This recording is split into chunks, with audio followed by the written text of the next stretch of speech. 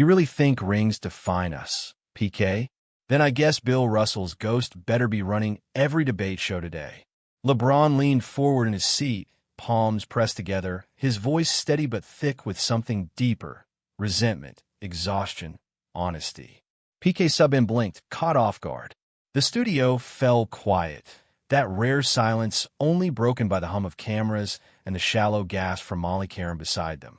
I've played 21 seasons, man, LeBron continued, eyes narrowed but not angry. You know how many times I've watched grown men break in a locker room, cry, slam walls, sit in silence for hours, just to walk outside and be told they ain't got heart 'cause they didn't win a ring? Subban opened his mouth, but no words came. LeBron didn't stop. We played our hearts out in 2011. First year with the Heat. I took the blame, fine. I should have done more. But you think that pain went away? He tapped his chest once firmly. I carried that weight into every hotel, every plane, every second of that off-season. I stopped answering calls. I couldn't even look at my own reflection for weeks. The camera zoomed slightly as his expression tightened. I remember sitting in the shower after Game 6, full gear on, water pouring down my head. I didn't speak. Wade sat across from me, towel over his face. Bosch was curled up in a corner, man. You think those moments didn't matter? You think a man ain't great 'cause his hand didn't touch a trophy? Twitter was already melting down. This is the most human I've ever seen, Braun. Now this ain't an interview, this therapy. LeBron's voice softened, but didn't lose its edge. You know how many people came to me after that game and said, well, at least you made it? I didn't want a damn at least. I wanted that win. Not for headlines, for us. For the guys who gave everything and got nothing back but memes. PK finally managed to interject. But Braun, you have to admit, the ring is the goal. Yeah, it's the goal, LeBron cut in sharply. But it's not the only story. He looked right into the camera now, speaking beyond the studio. If you measure greatness by rings only, then you'll keep disrespecting people who gave you everything. You'll keep trashing Melo, CP3, AI, T-Mac, legends. Legends who made you feel something. And you'll forget them just 'cause their fingers a little lighter. A long pause. Molly whispered, wow. LeBron leaned back in his chair, the fire in his voice replaced by something heavier. You call it a ring culture. I call it a funeral for real effort. Nobody spoke, not even Subban. And for once, the king sat, not defending his throne, but the ones who never got crowned. I watched my teammates cry that night, not over losing, over knowing the world would label us failures. LeBron's voice dropped, and the air in the studio felt thicker.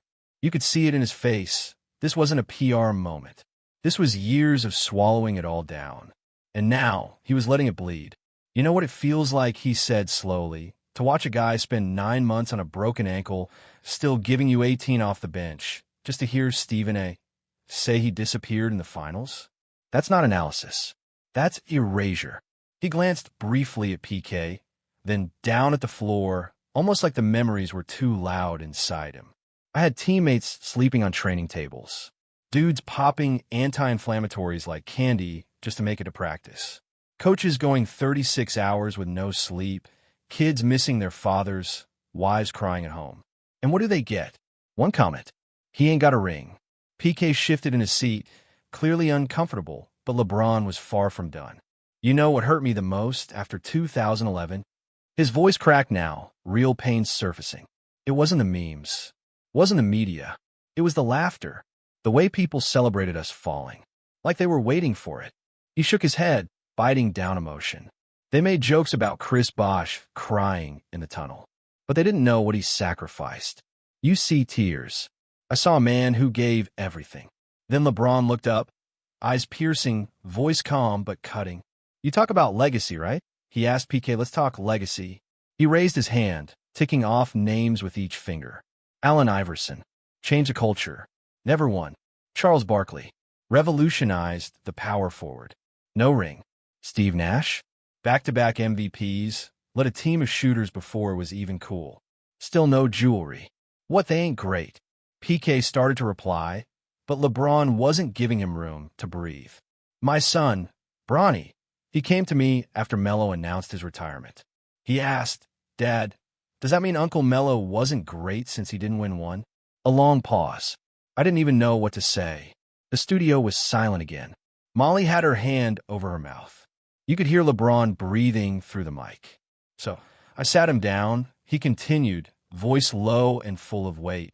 And I told him, Melo gave this game his soul. He carried Denver.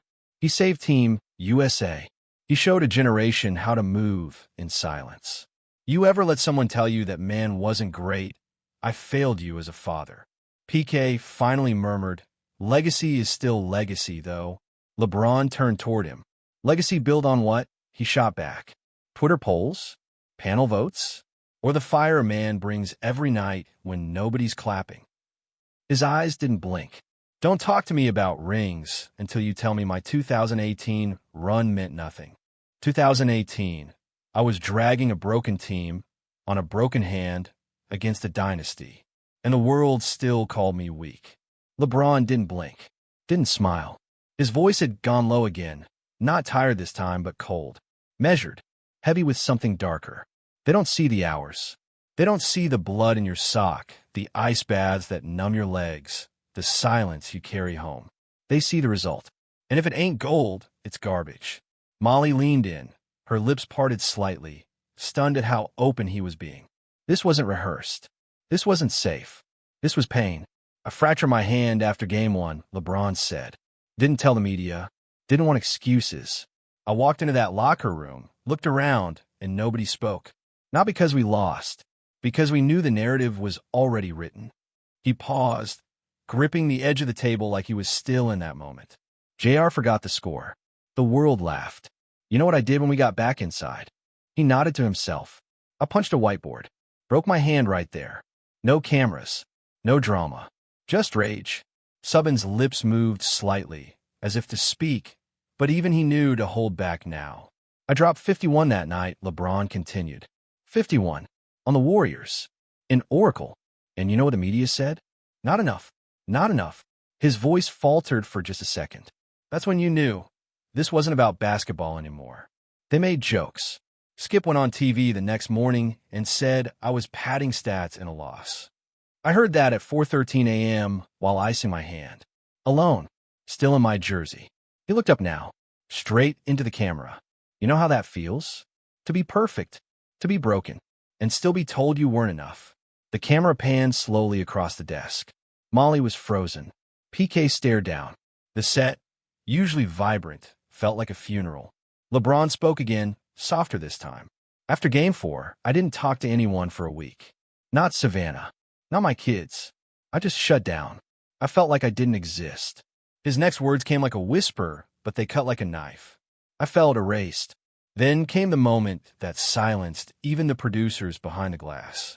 LeBron slowly raised his hand and tapped the desk once. Just once, but hard enough for the mic to catch the sound. Y'all only love the rings. You don't love the fight. A beat. That team had no business being in the finals. But we clawed there. And what did I get? Labeled. Laughed at. Measured by something I didn't even hold. He stared across the table at Subban, then back at the camera. You keep telling kids be great, then you mock them when greatness doesn't come with jewelry. That ain't love. That's performance. Silence. And in that silence, LeBron James didn't just speak. He finally, truly screamed. LeBron stared ahead, eyes glassy, as if pulling something from deep inside him. Then softly, almost like he was back in a moment, he said, Kobe told me once, if they only see the ring, they miss the whole damn story. The studio froze again. I called him in 2016, LeBron continued, his voice trembling with a memory. I had just lost to the Warriors in 2015, Kyrie and Kev were hurt, and people started saying I was just hype. I was doubting myself. He gave a short, broken laugh. I told him, Mamba, maybe I ain't built for this era. They don't care unless you win it all. And Kobe, man, he didn't hesitate. You're a master, he said, not a manufacturer. You create greatness. You don't just collect it. LeBron stopped, letting those words hang in the air like gospel. That changed me. He turned to Subban, a new fire in his tone now. Not anger, but conviction. Ring culture is lazy storytelling, bro. It's clickbait for real legacies. You know why he'll do it? Because it's easier to count than to understand. Subban sat speechless, jaw clenched, but his eyes now reflected something different. Respect. You want to talk about 2020? LeBron asked. Let's talk. We were locked inside a bubble. No fans, no home court, no rhythm, no escape. We were isolated with our demons. He tapped the table twice. Won the chip. Fourth title. You know what they said? He smirked, but it didn't reach his eyes. Bubble ring. He leaned in. Until I lost the next year. Then suddenly y'all respected the bubble again, because I wasn't in it. PK nodded slowly. You're right. I judged too quick. LeBron looked at him, not with pride, but with something more vulnerable. I ain't mad, PK. I've just been tired. Tired of seeing real giants walk away empty, and folks acting like they were never even tall. Then his voice broke.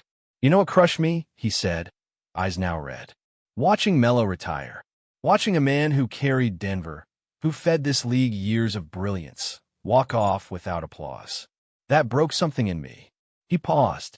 His lips trembled. He carried a city. Ain't that a ring? You could hear sniffling from someone off camera. Molly wiped her eyes. And as if on cue, LeBron's words began to sweep across social media like wildfire. Don't measure greatness in diamonds. Measure it in damage to the body, to the soul, and still showing up. Melo didn't need a ring. Melo was the ring. And in that studio, something unthinkable happened. PK Subban slowly stood up. The rest of the panel followed. Then the crew, one by one. LeBron didn't ask for it, but he got it. A standing ovation. Not for the rings, for the truth. I buried friends in this league. I lost time with my kids. And you ask me if I'm a failure? LeBron's voice cracked. Not from anger now, but from years of carrying a weight he never asked for, but always bore. The room was still. Even the hum of the studio lights felt silent. No one dared breathe too loud. I've missed birthdays, he whispered. Bronny's first dunk? I wasn't there. Jury school play? I watched a recording in a hotel room in Denver. Savannah once looked at me after the 2015 finals and said, You're here, but you're gone. He looked down. She was right. His hands trembled slightly as he continued. I don't think people understand what it costs, not just physically, but spiritually. You give this game your soul, your youth, your sanity. And still, if you don't win a big one, you're just a meme. He turned to the panel now, and to PK, who had stopped even pretending this was a debate. You know how many brothers I've lost in this league? LeBron asked. Kobe, my brother. Every time I step on that court, I think of him. I think of how we were just starting to talk more. How we were building that post-career bond. And then he was gone. He took a breath. Then another. And I still had to play. I still had a lead. With a broken damn heart. The audience behind the glass wasn't even pretending to be neutral now. Some wiped away tears. A cameraman's lens visibly shook. And y'all wonder why I talk about effort more than trophies? Because the rings don't cry for you. They don't call your mom. They don't hug your kids when you're not there. But the game, the effort, that's eternal. He paused, looked directly into the camera. Don't let them fool you. His voice was calm, sharp, like a father warning his child. Don't let media trick you into disrespecting effort. Don't let a panel erase a player who gave you memories, pride, and hope, just because he never got a parade. A tear slid down his cheek now, silent and unapologetic. To every player who never got the ring, he said, voice shaking, but gave everything. I see you. I honor you. You are my brothers. Subban had tears in his eyes now. Molly had stopped trying to hold it back. LeBron leaned back slightly, gathering the last of his strength. If the ring is all that matters, then the game means nothing. His final words came slow, like he wanted the world to remember them for years. And I didn't spend 21 years chasing nothing. He stood up, not proud, not broken, just real. The studio erupted into applause. Not loud, not forced. The kind of applause you give when truth has been spoken. The screen slowly faded to black, and one final quote appeared in silence. Respect effort, not just the ending. LeBron James.